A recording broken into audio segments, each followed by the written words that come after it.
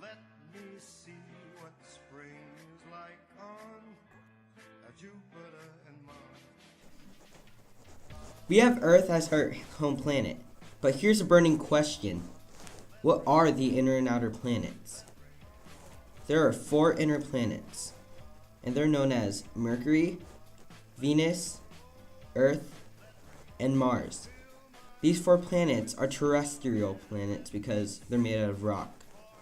And after the inner planets, there's something called the asteroid belt that separates them from the outer planets.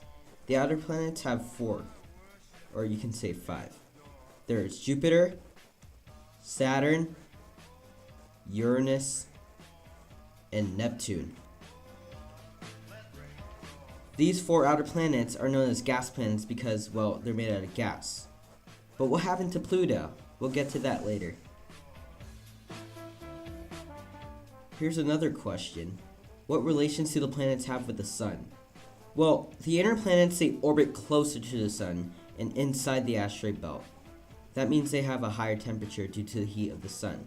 For the outer planets, since they orbit away from the Sun and further, they're outside of the asteroid belt, which causes them to have colder temperature. Where is the asteroid belt in relation to the planets? Well, I'm not talking about this asteroid belt. I'm talking about the ones that are rocky and that float. The asteroid belt lies and orbits in between the 2 planets Mars and Jupiter, as well as the other inner planets and the other outer planets. The asteroid belt's distance between the Sun is 2.5 times more than the distance between Earth and the Sun.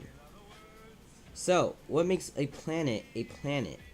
Well, according to the IAU, the International Astronomical Union, they have 3 criteria that define what a planet is, and they are: it has to have an orbit around the Sun, enough mass to create a spherical shape, and it has to have a certain size, and it has to have clear space for an orbit.